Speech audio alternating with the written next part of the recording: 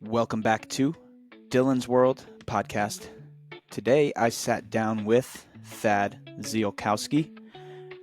He is the author of multiple books, which I will put in the description, but I am familiar with him primarily from the book The Drop, which is about surfing, and the catchphrase of the book is how the most addictive sport can help us understand addiction and recovery.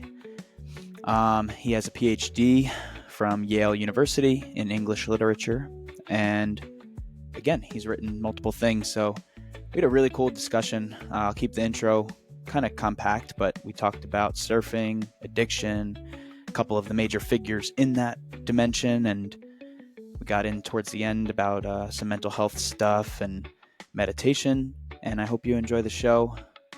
Don't forget to subscribe. All right. Thad, welcome to the studio. Thank you for doing this. Thanks for having me. So we can get right into it. I typically like to have people just give a short background on some of their work and what it is that you do. I've been drawn to your work. I picked up The Drop randomly in Arizona, actually, I think about a year ago, not knowing that I would ever contact you, but I'm grateful that you're here. So why don't you give people a little bit of an understanding of who you are? Well, I was born in North Carolina in 1960. My parents were really young. They were like 21 and 22. My father was in grad school in classics, Greek and Latin. And this is in Chapel Hill. And then my parents moved to Lynchburg, where he got a job teaching at a college called Randolph-Macon. And then he got a job in D.C. in 67, and we moved to the city.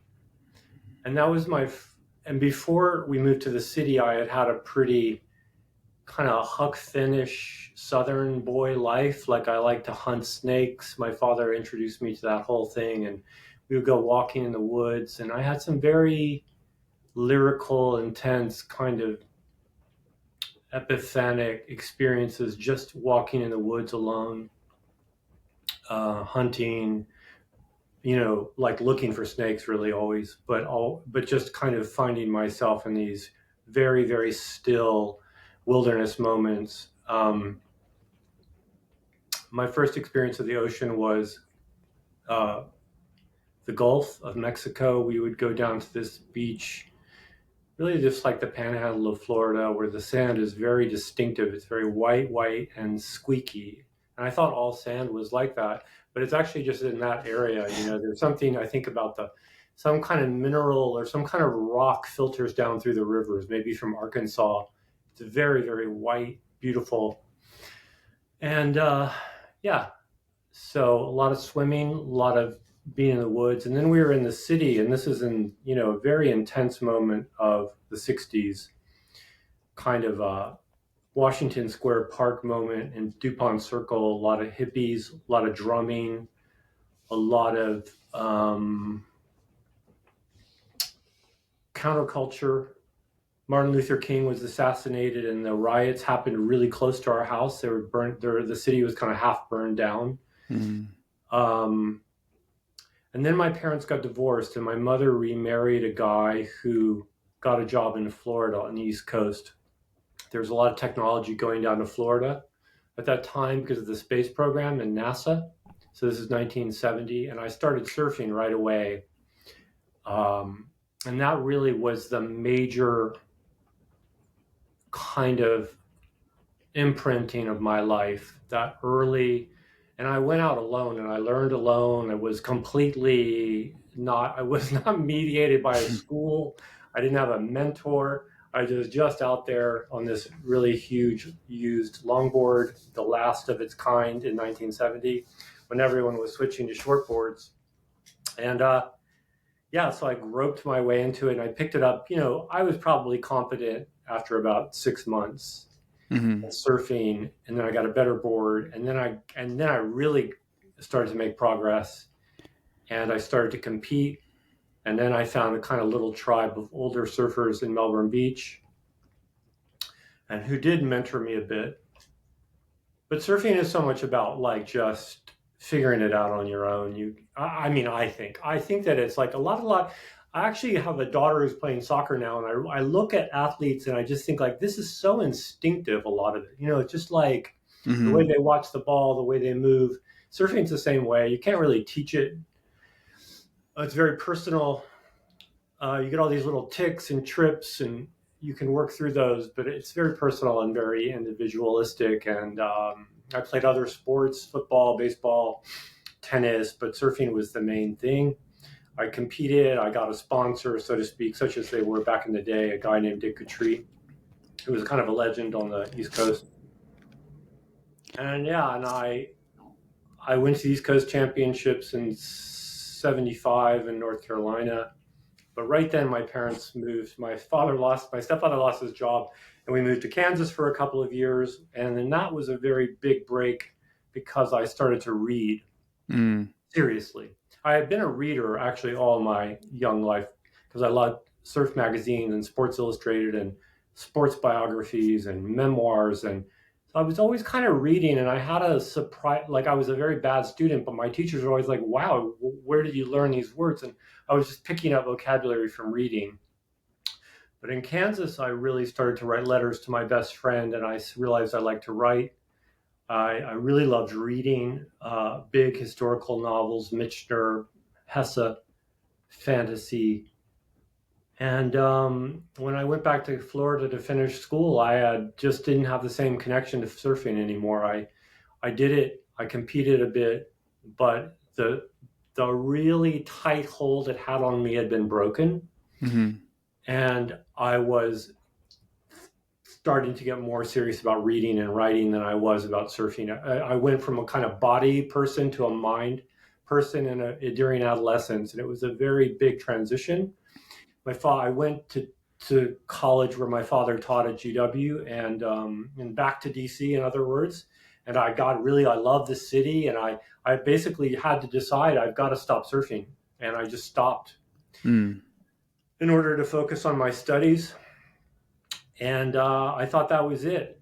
And I became a city person. I went to graduate school. I went to Yale. I love New York City. I started to do drugs. I started to drink heavily. And I really lost my way as a person in that way. I was writing a lot of poetry, and I was reading and writing a lot, but I was also trying to work out a way in which I could sort of energize myself as a writer through drugs. Really, it was just like I was just trying to do coke or speed and stay up all night and write, and everything was about that in this obsessive way, a lot like surfing had been obsessive.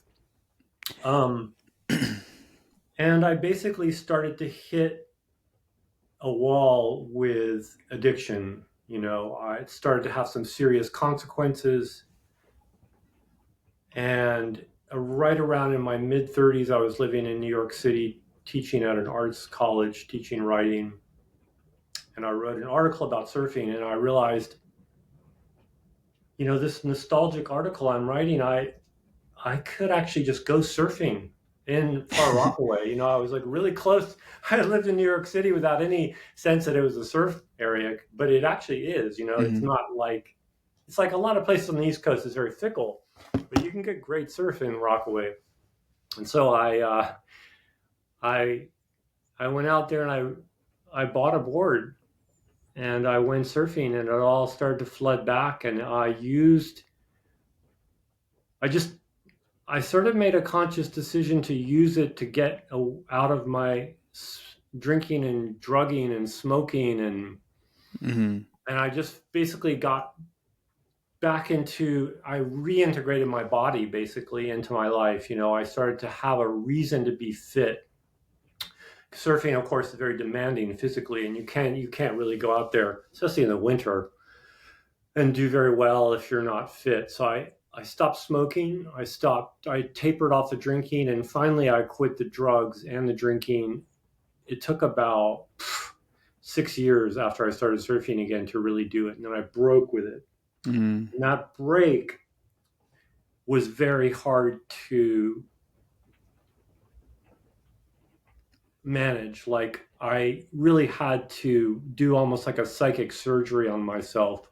Mm-hmm. I had to go inside and confront and sort of uproot this belief I had that a I needed a painkiller. I needed something to compensate me for the suffering I felt in life. Mm. And that had taken such deep root that to pull it up was like this very strange psychic operation I did on myself. And I just sat up out of the bed after doing that. And I was like, that's it. I'm done. And, I had a relapse about 10 years later, but basically I've been done ever since. I went to a couple of AA meetings, but I didn't need it. I didn't Mm-hmm. like it really, in a sense that I didn't like all the re-identification with myself as an addict. It didn't work for me psychically. Like I actually don't go around thinking of myself as an addict or Mm-hmm.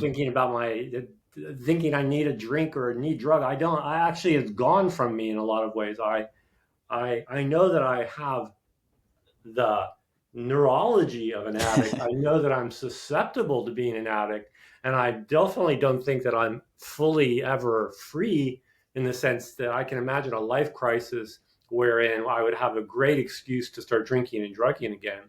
But on a day-to-day level, I um, I just don't need it, Yeah. and I don't think of myself that way. So that's my story. I think yeah, that's a lot, and I appreciate you going into detail on some of your background. It gives people a good baseline and me a good baseline.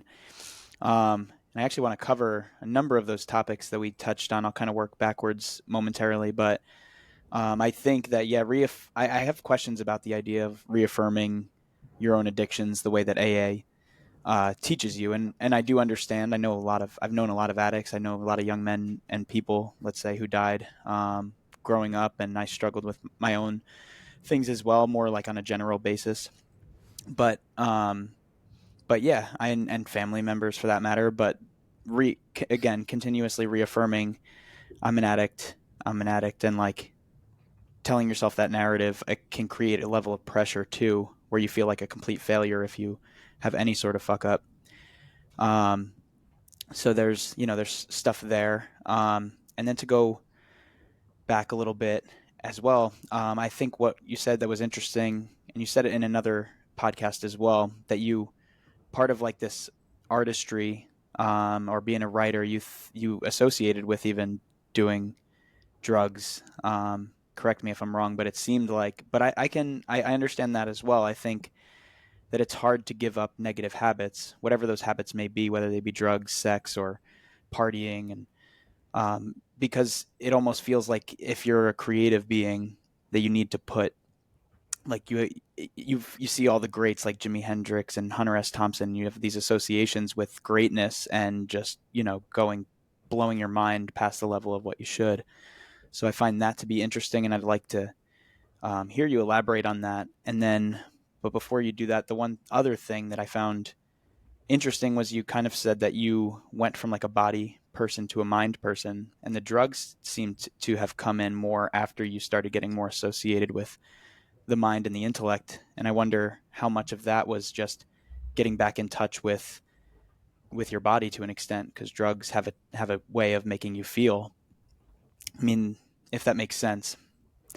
Uh-huh. And yeah, and then in your book, you also go into a bit of like familial trauma and loss. How much do you think that? What do you think was really like the biggest role in your addictions? Do you think that trauma played a role? Do you think that being such an intellectual, you're trying to get back in touch with your body? Where do you think these issues and states blend? Yeah, I mean, the interesting thing about the idea or the ideal or the image of an artist or a writer, a creative person, there is a very strong affiliation of intoxication with that person, with that with that image, and it's something that is fairly unembarrassed. With surfing, it's not that way. Surfing is a very surfing has a lot of shame around addiction. There's not actually an embrace of the surfer addict. No one wants to admit in surfing that they're into the sort of the muck of addiction and that kind of crutch. There's a lot of self-reliance in surf culture. I alluded to it. I say I learned to surf on my own. That's how I came up, and that's what I was proud of. I'm proud that I was able to do that. And there wasn't primarily a lot of glamour around drugs in surfing as surfer. There was glamour actually around yogic, clean living in surfing, especially in the 70s. In the artistic world, though, as you mentioned, Hendrix, a lot of LSD, and this goes way back into the 19th century in the West with someone like De Quincey and the memoirs of an opium eater, and then Samuel Taylor Coleridge, and there's a lot of drug opioids in the 19th century intermingled with writing, and there's cocaine, and it wasn't very well understood, but there's a lot of experimentation with it.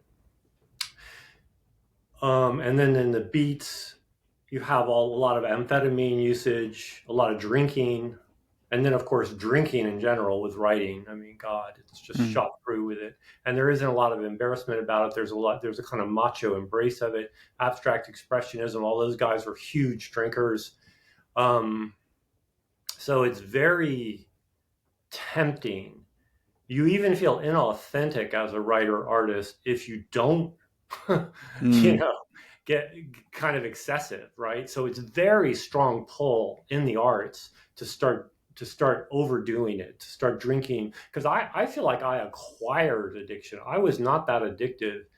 I drank myself into being an alcoholic, just like I felt actually a quicker connection or a quicker, deeper, intuitive link to amphetamines and cocaine. That was faster. But with drinking, I actually didn't love it. I didn't like how I felt, but I kind of just did it habitually so much I became an alcoholic. Now, the role of trauma in that is a little more mysterious to me. Like, I had suicides. The stepfather I talked about killed himself when I was 17. My brother committed suicide when I was 30. The divorce itself when I was 8. I chalk all that, or rather, I think of those things as very traumatic, shaking things that really rattled my psyche, and may well have contributed to a propensity to addiction, but I don't know. You know what I mean? I don't really. I'm sure it's true. I'm sure a lot of the reason I'm a writer is because I'm handling certain traumas through the creative process. Like through that focus. But I don't have any glib, sort of super comfortable, yes, that's absolutely it, that's true. But I definitely have these things in my life, and I would never say, oh no, they didn't play any role in it. It seems like they probably obviously did and do. But I also feel like those traumas gave me access to certain insights about existence that I wouldn't have had otherwise. So it's not as if the traumatic experiences I had with suicide and divorce and loss are without or have only traumatic content. You know what I mean? They're only bad. I don't feel that at all. I feel like every suffering, all the suffering that I've experienced in my life has also had a deepening, a sort of, what's the word? A spiritual component that is like the price of admission to the spiritual insight, the spiritual experience you have through trauma is the kind of upside of it, and the downside is the actual rattling of your cage that is so upsetting that you may start becoming an addict to kind of like just take the edge off, take the pain off that is lingering with you from going through something like a suicide of a family member or whatever. Mm. Yeah, I think that's another wise point because seems like you're not victimizing yourself. You notice that obviously these situations were awful, and no, if you could change it, you change it. But ultimately, we all have to go through sometimes awful things to like you said, it will rattle your cage, but it's sort of a price of admission into some other states of being and changing your consciousness. So I think that it's a healthier way to look at it. Of course, like you said, it might play a role in your writing and in your addictions because of that shaking of the cage. But yeah, now the narratives are pretty strong now around victimhood. So as I don't know if that's your experience or what you witness, but I do see a lot of people like hyper identifying with their negative experiences. And I don't want to tell people how they should live or think, but I know that I've seen it be unhealthy. Um, so talk to me actually a little bit about what getting back into surfing though in your 30s was like, and how did that really transpire? You just were a mess and you elected to go surfing in New York, and then it kind of kept going. Yeah, I mean, well, the thing that was, uh, you know, enlightening about it was that I was such a hardcore surfer in my teens as a competitive surfer, that I thought, if I can't do this absolutely 100%, it's just so distressing to imagine myself as being kind of mediocre or not being like having everything really firing on all cylinders as a surfer. So the idea of surfing part time was just anathema to me.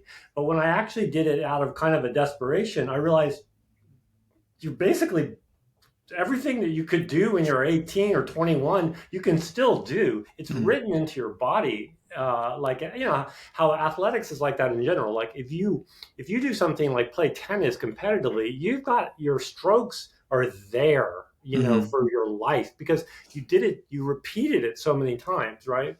So the muscle memory of surfing was very much still with me. I was like, oh wow, I'm maybe, maybe I won't be able to do an aerial. I mean, in other words, I was thinking, you'll be lucky if you can add anything to your repertoire, but your repertoire is still there, like whatever your roundhouse cutback and off the lift and so forth. So the things that I grew up doing, it was all right back. But also the other thing, the dark side about surfing is that it was also the kind of thing that made me think, well, damn, what am I doing in New York City? Let's go to Kauai. My brother had moved to Kauai, and I remember, I had just gotten this tenure track job at this art school teaching writing. And I was like, you got a job in New York City. This is great, right? And I was like, but now I want to surf Mm-hmm. again. And I wasn't altogether happy with being in New York City. New York City looked a little bleak to me. And I remember, and this is when I was still drinking, and I really had to sort of acknowledge that there was a derailing component to surfing that was like an addiction on the other side. And that's where I started to see surfing as an addictive activity, but it was a good addiction primarily, whereas drugs and alcohol was primarily, if not 99% bad, right? Surfing was like 80% good, but there's a 20% aspect of it, which is like makes for a kind of impulsivity of an addiction, and also a sort of selfishness of addiction. So addiction is so much about omnivorousness. Just my mouth or my Mm-hmm. nose, and I'm all about me. And surfing can really, you see this in surfers. The cliche of a surfer is of a sort of self-involved fool who doesn't read the newspaper, doesn't know anything, doesn't care about anything but surfing. Mm-hmm. And if you surf, you understand that. But from the outside, it looks shallow. It looks provincial. It looks like something you wouldn't just think, oh, I want. Like I personally am truly divided about my children surfing. Like we live in New Jersey, and I take them surfing every summer, and they start over every summer. They start at the same level. But if we lived in Manasquan, or Ocean Beach, they would become surfers. And then I would be like, wow, what am I going to do? Like this is actually not necessarily a good thing, because surfing can be so eclipsing of all other, you mean, are they going to go to Bali instead of go to college? Like, I don't want that. And yet I was so close to being that guy who went to Bali instead of college, right? That it would be hypocritical of me. So it, even though starting to surf again at that age, 36, was chiefly a good thing, there were flashes of it where I was like, this is not a good thing, and I've got to watch it. And I was able to watch it. You know what I mean? I could control it. I'll tell you why. Partly because it was East Coast, and it wasn't like I was surfing. It wasn't the North Shore or some super wave rich spot, because that would have been harder if I had been in Australia or something. You know what I mean? In any case, I managed it. I started surfing again. I didn't let it eclipse my other things I did, and I started to write about it. It became subject matter for me in a way that I had never before. Yeah, I mean, my brother's a surf junkie for sure. So it's funny because he's traveling the world and he's obsessed, and then comes home from Mexico. He stopped here in Arizona, but he was coming from Mexico, so came home from surfing big waves in Mexico, back to Jersey, and then within a day he was like, "Oh, it's gonna be firing on Thursday," and it's freezing fucking cold. Then he's just flying in, but like the next morning you're getting up to go surf and like making yourself almost sick to catch the swell. So it is funny to see that, and I grew up in the ocean and surfing too, but comparatively to like him and his friends, I have a lot less experience. I did do some surf traveling, and I want to reintroduce it. But yeah, he's been consistent since just being a kid, so he's able to put in, but he's an obsessive. It's funny because again, sometimes that narrative around a surfer is like it's like a chill guy. Like if you watch it in the movies, it just seems like a chill guy that's always just surfing. But like, so there's some obsessive. I'm sure you know a lot of them. There's some very obsessive surfers. Like if there's a swell, like you're gonna cut into your responsibilities to get out there. Yeah, no, it's definitely it can be a problem. And, when I, when there's good surf here in the fall, I am trying to rearrange my life, or I'm calling in sick or whatever. I still have that in me too. And if I were feeding that addiction like your brother, if I were going chasing swells all over the world, and living to surf, the thing that happens is the rush of catching, a big wave at Puerto Escondido, the drop, pulling in, the neurology of that is so intense. The adrenaline, the serotonin, all the neurochemical payoffs for, riding a really powerful wave, riding it every day, doing, staying with swells, chasing them. It's incredibly powerful. And I know that I'm utterly, like, I'm going to go on a surf trip soon to Puerto Rico to Rincon. And, when I leave there, I'm going to be sad. It's going to be hard to leave. I'm going to be bummed out because I'll have gotten some surf right up to the end. I'm looking at the forecast and there's surf right up toward the end. And, it's going to be a big crocodile tear as I leave the tropics to come back to New Jersey in winter. You know what it looks like there now, right? I'm aware. It's like a nuclear bomb went off or something, man. It's just so bleak. So I totally sympathize with your brother and I identify with him. But that's also the thing that I think of as like potentially, problematic if you're looking at someone's life and you think like, yeah, but aren't you gonna go to college? Aren't you gonna train to do something? Or are you just gonna wake up at age 40 and just go like, what now? Because like, a lot of the guys I grew up with, hardcore surfers, they were waiters, and they were lawn care guys, and that may be what they're still doing. I'm actually not in touch with a lot of them, but carpenters. I worked Mm. carpentry some. I mean, it's just it's a hard thing to integrate into a kind of capitalist 9 to 5 life. Mm-hmm. It's very hard. And I actually write about that in the drop, the incompatibility of surfing with 40-hour work week, with, the template of things like the traditional place of surfing in Hawaii was like, oh, surf, there's big surf, let's go on a holiday. Everybody goes on a holiday, everyone puts down their farm implements and their fishing poles and they go surfing.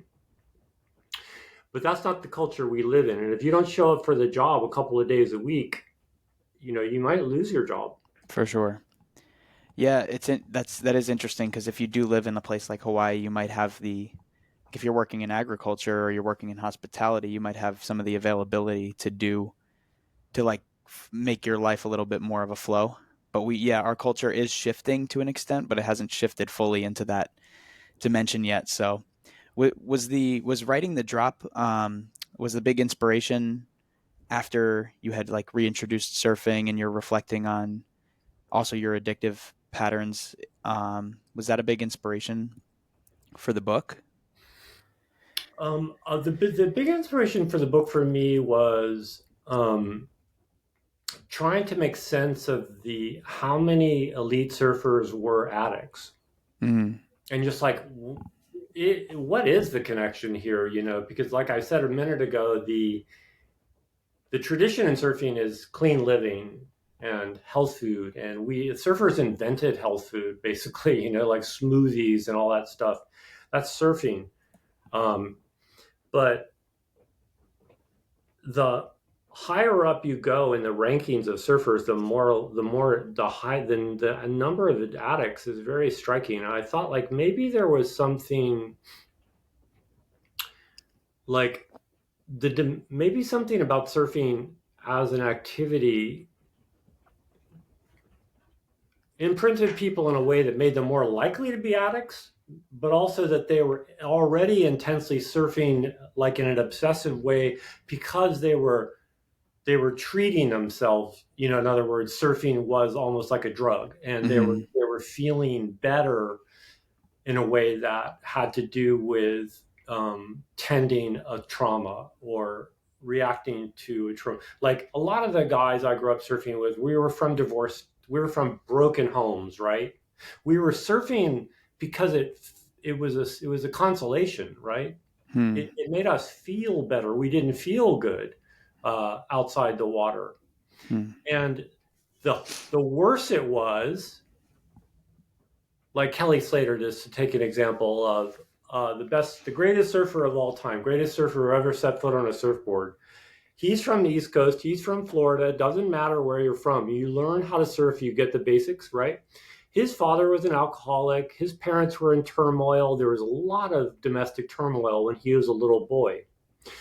His focus on surfing was no doubt, I have no doubt in my mind that it was undergirded by the chaos and the trauma of his home life, right? He focused on it more intensely than the next guy who came from a nice family where the dad was an engineer at NASA and the mom, and it was a happy family, right? Mm-hmm. That guy who comes from that home, he's less likely to be a champion surfer.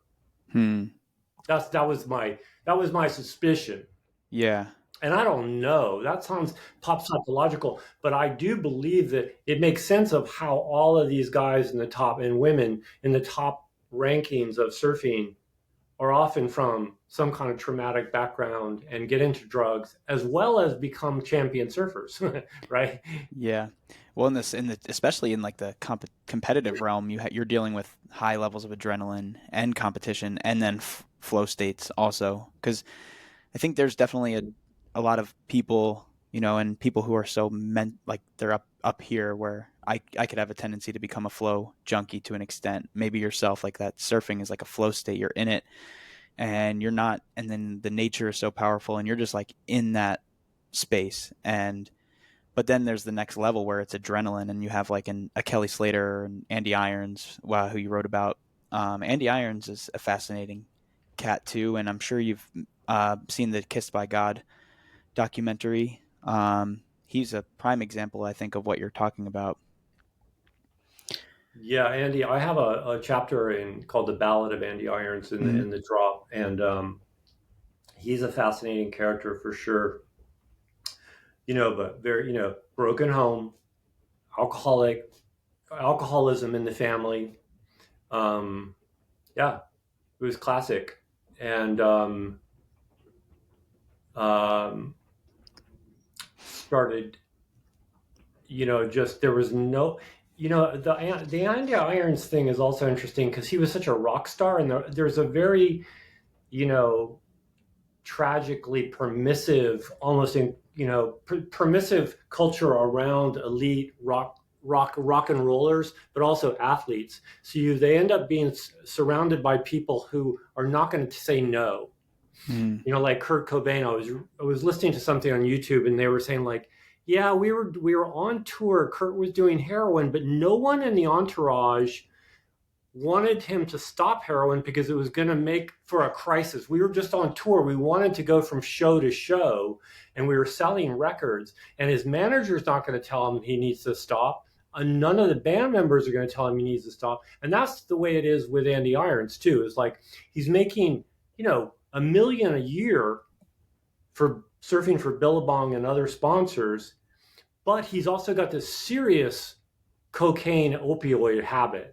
Are we going to rock the boat right now? Like, are we going to say, Andy, you need to go to rehab when he's about to go on tour and for his 4th world championship or something? You know what I'm saying? So everyone's saying yes, because the stakes for someone like Kurt Cobain or Andy Irons are also money and career. And a lot of people have investments in that guy, and they don't actually want some huge cataclysmic halting of the train in order for him to get straight. Yeah, it's just Understood. it's like the trains won't run on time if we cause this scene, even though it's what needs to happen, and even though if you don't do it, the guy is going to die maybe. And in fact, in both cases, Kurt Cobain and Andy Irons, they both died. And you could, if you were of this, I don't think this way, but you could go back and go like, where were people who really had this person's best interests at heart? Where were they? But it's this huge, complex thing. And this is where it's better to be average Joe, and go through your addiction on your own than to be an elite athlete or rocker or baller who's surrounded by sycophants who are never going to say no to you, and you've got too much money, right? I was lucky because I was broke and I was alone. No, seriously. No, it's true. It's true. I was lucky in that way because no one's catching me. And you know how quick it is when you're in New York City and you're walking around, you go, you know how short a fall it is to the streets in New York City or anywhere in America. There's no one going to catch you. And you're going to be on the street with your hand out, or you're going to be dead because you couldn't keep it together. And that is so scary that I think a lot of people are benefited from, and they get straight real fast because they see that there's no one to catch them. There's no net. But if you're a hugely successful celebrity, surf celebrity, rocker, baller, whatever, you don't see it that way because you've got millions in the bank. And everyone's saying, well, next week you're going to get straight. Next week we're going to take care of this. Definitely like a Conor McGregor too. You see that. It's just there's so much money, and he's to anyone's perspective from the outside, he's completely off the rails. And who's saying no to him? Yeah. Who's saying this is a come to Jesus moment? No one. And he may well die or wind up in prison because of his success. Do you know what I mean? Because the nature of success is to be surrounded by these layers of basically of lying or what is the word, postponing. Postponing the rehab, postponing the confrontation. Well, I'm curious too. What was your I mean, what is your process with falling into addictive patterns? I mean, you were drinking, and then into more stimulant-like substances. And what was that? First of all, what was that doing for you? And then where did it all maybe meet, like at a head and come to a head, I should say? I mean, at first, I never really loved writing on drinking. Drinking and writing, for me, never really went together very well. It just makes me kind of I can't think straight. Cocaine and amphetamines had a really magical effect on my writing at first, and I loved it. I didn't think there was any downside whatsoever. But it didn't last very long. There was a honeymoon. It's famous, this is true for heroin too. There's a honeymoon period, and I think it's all probably neurological because I was kind of like virgin territory. So the stimulants hit my system and focused me in a laser-like way, and I could stay up all night writing. Mm-hmm. I didn't necessarily love the final product when I looked at it sober. This is where it started to get a little like, I don't know if this is actually good. This looks insane. This looks overwritten. This looks obsessively recursive. Like I would go back and I would revise and I would revise and I would whittle down, and at the end of the night I'd have like 2 lines of poetry or something. I'd be like, this is nuts. This isn't good.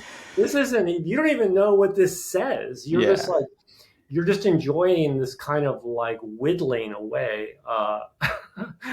and that was what came of it fairly quickly, but it didn't stop me, because what happened was the actual experience of it was so pleasurable that even though the outcome wasn't good, it started to kind of merge as I associated doing snorting speed or coke and drinking with writing and staying up all night. And there was a romance to that. And there was a tradition to that in writing, in literature, in literary history that sanctioned what I was doing. I was like, hey, this is it. This is I knew from all the biographies I had read that this was in a tradition.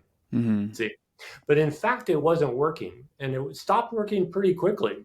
Mm-hmm. And yet I went on doing it for 10, 15 years, like that. I thought it was just like too good. Yeah. Yeah. I think bad habits are difficult to stop. And then again, if you're just in your mind, and then finding that stillness, and like you said, I think that some things work temporarily, but then over time it can get squirrely. The truth of writing also is that the first draft is always depressingly bad. And this is probably true for art in general. Like, it is very painful to make art, because often, especially if you're truly an artist, you have a really clear understanding of the mediocrity. You know what bad is and you know what good is. And you know that primarily you're making bad or mediocre things that need to be brought around to being even passably good. And that experience is painful. And you want to cushion the suffering you're feeling as you see how not good it is with a drug. So I'll drink a little bit, I'll do some blow, and then, okay, oh yeah, this is it. I'm not suffering, at least. I'm writing, but I'm not suffering because I'm high. The hard thing, rather, it's not the hardest thing. And certainly now I write without any, I'm altered only by some coffee and not even that much. But I'm like, I've habituated myself to just, this is mediocre at first. You're going to have to do 15 drafts. It's not going to be any good until you've worked on it for 3 or 4 days, and then you can move forward. I know that's the way I write. I've integrated that into the way I think about writing, and I don't suffer. Mm-hmm. But when I was 26, I longed for a kind of exit from the suffering of in general, but also specifically the creative process. It's not easy. And anyone who doesn't suffer when they're involved in a creative process is probably not that good. You know what I mean? It's like, you have to know how bad it is. You have to be able to see how bad it is in order to be a decent artist at all. you just have to have that perception of it, right? That's why you don't want to give, if you're first starting out, it's very hard to give your work to other writers because they're so quick. They see so clearly the problems and the successes, right? Mm. And that's why, it's hard to be in a creative writing program or whatever. It's just like you're going to get critiqued. You don't want to hear that news. You know in your heart, but you don't want to hear it, and you don't want it to confirm from the outside. So the being high allowed me to delude myself, and just to write in a kind of zone of like a dreamer. I was just like, it was like a dreamer zone, and some of it was okay. Don't get me wrong. It's not like I didn't publish what I wrote when I was high. It's just that a lot of it was bad. Some of it, after a while, I couldn't even tell you what I wrote. Like, it was illegible. Like, my handwriting would get so whacked out. I would be like, "This is crazy. What do? You look like it's like out of a movie where the guy goes mad." It looked like that. Interesting. Yeah, I mean, especially with stimulants, you might delude yourself into thinking that like this is like you're creating something, but really you're just kind of off the rails. You're like, You're oh, off the rails. I'm gonna keep fixing this shit. And yeah. Speaking of De Quincey, this guy I mentioned earlier, the kind of father of all drug writing in the West was Thomas De Quincey, and he was this beautiful stylist. I mean, you read the opiate diaries of an opiate eater, you will be blown away by the writing. It's very Baroque though. But this is the interesting thing. What he wrote when he was high on laudanum, which was an opioid of the day, and it was legal, he was disgusted by it. He could tell what he had written high, and he didn't like it. And I thought, as soon as I read that, I thought, oh my God, that's me. Because I could always suss out what I had written when I was high. Most of the time did not like it. There was a falsity to it. There was a Baroque, there was a kind of like overwrought quality. Do you know what I mean? Overwrought. Yeah. That's the word. It was overwrought. Yeah. Well, so you said you got heavily into reading when you moved to Kansas, correct? And what was I mean, obviously you probably read very seriously, being that you ended up going to Yale and studying literature. So what was the initial? What kind of books initially were you just obsessed with? Was it? I like these big historical novels that would maybe be sort of biographical. Like, it would be like Michener novels, historical, and I would read them to escape the bleakness of where I was. I had landed in this town where everyone had grown up together, and they just had no interest in me. You would think they're like, who's this freak from Florida with his white hair?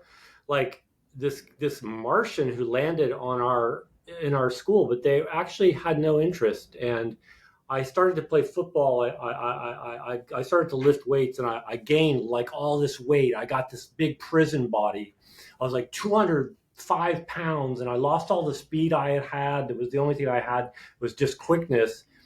And I kind of found a place that way. But in class, if you were the teacher, I'd just be reading in your face. I'd have a book up, like a big historical novel, like Michener. There was a guy named Herman Wouk I read a lot. These are all forgotten bestsellers.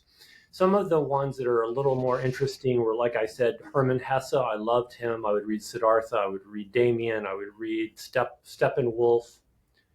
I read John Updike. I read whatever my mother got in the Book of the Month Club. Do you know what I mean? Like, she got, and I would just read indiscriminately just to take myself out of this situation I was in. In that way, it was very intoxicating. Like, in that way, it was an escape. Because I really would enter these worlds, especially one I remember.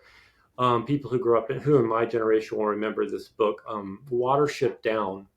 It was this fantasy bestseller by a British woman, and it was all about rabbits in their burrows, and they had this elaborate, like social life, and it was just this great fantasy, and I just loved Watership Down, and I would read, and then I started to read more seriously. I would read Dostoevsky. I would read things that were highbrow literature, And then I got into things like Faulkner and so forth. And it just went from there. But my initial thing was, as I say, book of the month, bestsellers, ordinary people. I don't know if you remember that. There was a good movie made of it with Donald Sutherland. That was the bestseller in my day. I Mm. love that book. Hmm. So that's the kind of thing I read. And even in the 1970s, reading was a bit freakish. Like people didn't read. Kids my age, everyone's watching TV constantly. No one read. I was a little bit of a freak in that way. And in fact, when I was 17, I stopped watching TV. I was so disgusted by it. I stopped and I just read. So you see, I was a bit of a weirdo in that way. And especially in Wichita and especially in Florida, where it was even more of a Florida was such a body culture, Yeah, like California. might have been your saving grace to read and turn off the TV. Yeah, totally. And like you said, I mean, Florida or California, they are very like embodied cultures. And even in Arizona, I feel like in the desert, because it's so warm and sunny, so you have a lot of people who they take to activities like even if you're eating at a restaurant or drinking, like you're usually on a patio or you're hiking or you're doing something that's outdoors. So there's something about that that's therapeutic. And then to go into, Kansas where you don't know people, you're probably retreating into that intellectual realm. But books have been, I don't know if I'd be as serious of a reader as you, but I love to read, and it's been a game changer for me. And then it makes me, books really give you a window into other people's minds and thoughts, and you realize that you're not the only person with these crazy ideas going on in your mind. And then you also learn, I believe, you learn hopefully properly how to think, and you're not just kind of being like told by some TV screen or the media what to think. And it's gotten worse. I mean, you said you have kids, right? Yeah, so that with the TikTok and constant stimuli, and I fall victim to it as well. But I definitely see like the younger generation. It's difficult for them because they are constantly stimulated. How old are your kids, if you don't mind my asking? My daughter's about to turn 13 and she's Mm. a real like screen girl, but my son is too and he's 18 and he's been really kind of a video gamer guy. So yeah, neither of them are reading for pleasure. I hold out hope that it might happen because Mm. their mother, my wife and I are big readers. We're constantly reading around the house, but it doesn't seem to have made a big impact yet. But yeah, I totally agree. Reading is a magic thing. It does help. It does teach you to think in a way, and it does think, and it does open worlds, and it makes you more, I think, truly humanistic and sympathetic. And I think that you become more compassionate through reading. You know other stories, and yeah, no, I think it's a huge, huge thing. And I try not to worry too much about my kids not reading because as I say I grew up in an era when reading was already kind of in a crisis. People were already talking the way they were talking the way we're talking now about TikTok but about TV. Mm. And there True. was yeah, so I think that people will always be reading, and I'm hopeful, but like it's hard to really control that appetite, like or to make someone or to it's like impossible actually to make someone love reading. Mm. You can Yeah, only expose people to things. the world is shifting too. So there's other they I mean, I will say about the younger generation is they're informed on a lot of things that just weren't available to even me. And I'm only, I'm 20, I'm going to be 30 shortly. But yeah, I would say that the younger gen does have like access to these other realms that I just didn't, and you certainly didn't, which is interesting. Hmm. I wanted to ask you just a couple more questions, but if you're open to it, would you be like discuss maybe being surrounded with close people that took their own life and the sort of maybe the impact that that may have had on you, and also some of the ways that it might have changed you? Yeah, that's suicide. The first one that happened with me was my stepfather, who was a very, you know, sort of he had a very strong personality, very macho, very had he definitely was a kind of angry guy, and a bit depressive. He had stopped drinking kind of because my mother basically made him to as a condition of getting married. So when he killed himself, it was utterly shocking. Like, it was the last thing on earth, the last person on earth that I would think would take his own life. And that shock, that had an interesting kind of spiritual value in a way, because it made me rethink him, and it made me reevaluate what the surface presentation of a person was. And also it made me confront the freedom of that is implicit in suicide, the kind of terrifying freedom of existence where you can take your own life. And that he actually did it, like he shot himself.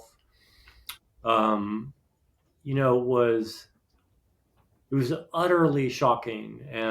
But like I say, there was this sense in which the surface, the kind of the sort of business as usual surface of experience was blown open. I think that a sudden death is certainly, and something with suicide, I don't even know I'm actually not that great at defining it with the particularities of what it did, but the sense of it having blown open the business as usual surface of experience, and kind of like you find yourself looking into uh, this kind of existential freedom, and of the darkness of it, and the finality of it, and and to some extent the selfishness of it. All of that just like yawned, you know what I mean? Like, it was this big gaping hole in the texture of life. And that, I think, it's very difficult to describe, but it was valuable in the sense that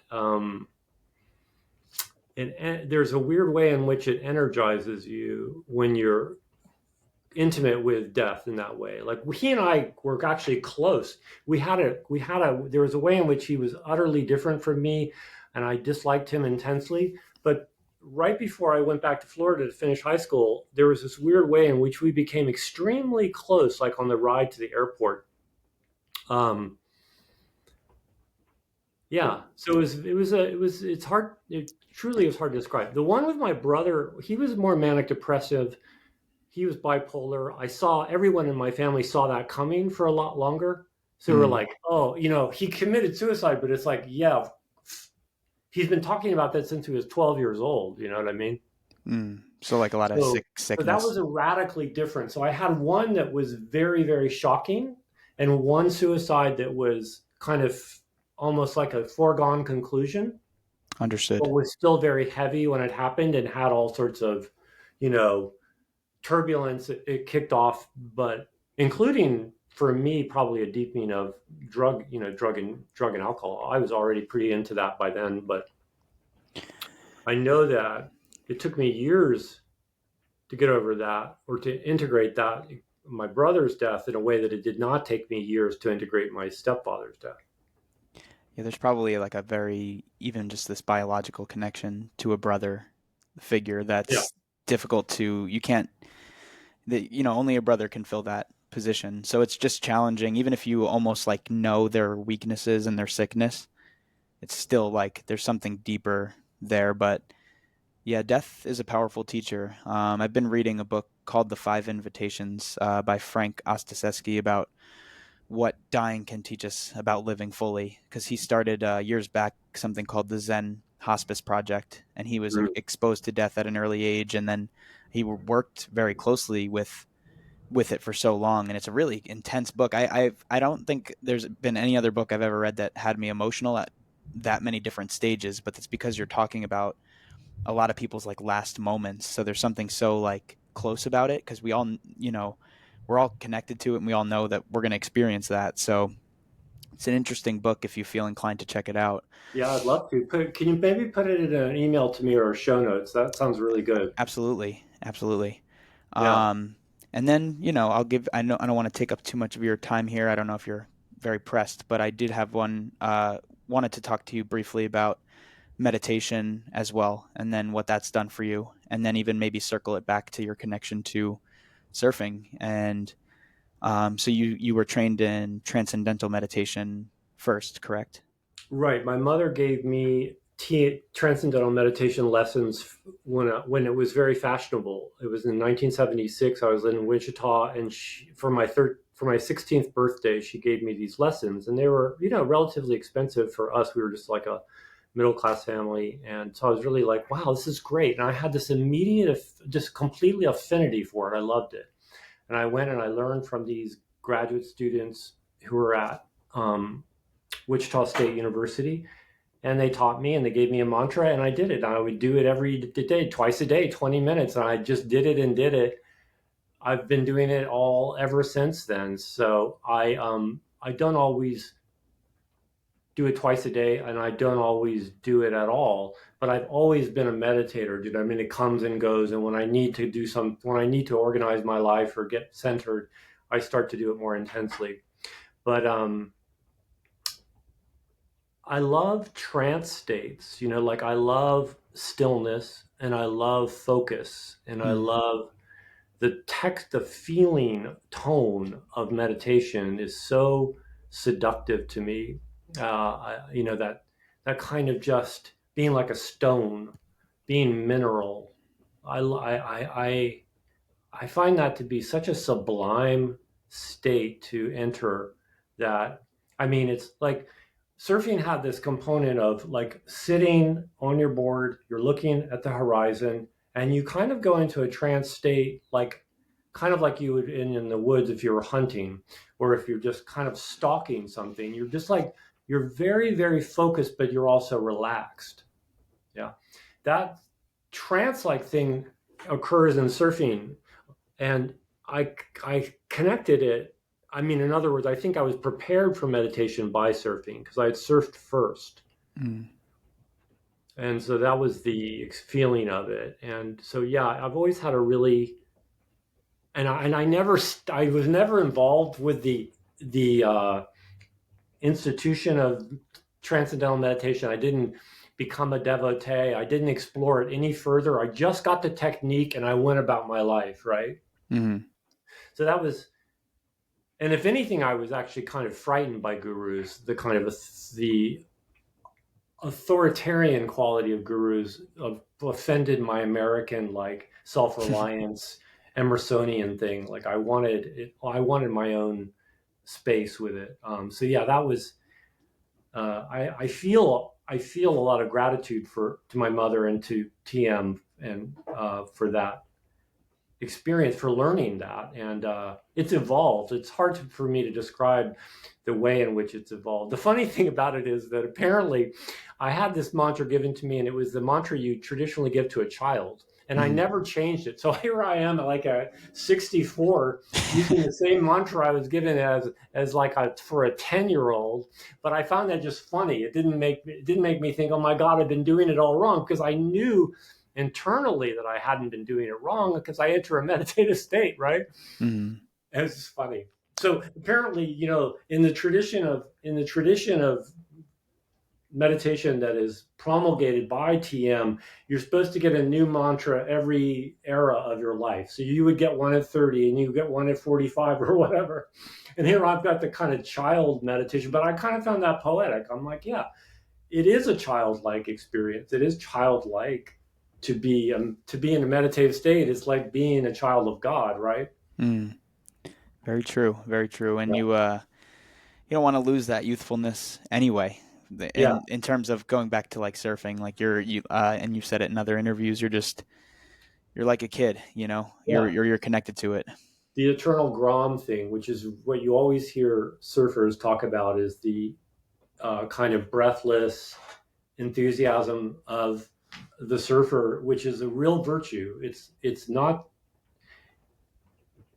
it looks like it's immaturity, or it can look like it's irresponsible, or can look arrested, like an arrested person, but it actually is not. It's actually a very, very primal connection to joy that comes through connection to wilderness and to the unpredictability of wilderness and all of that. It's a fabulous thing. And surfers have all surfers know what that is.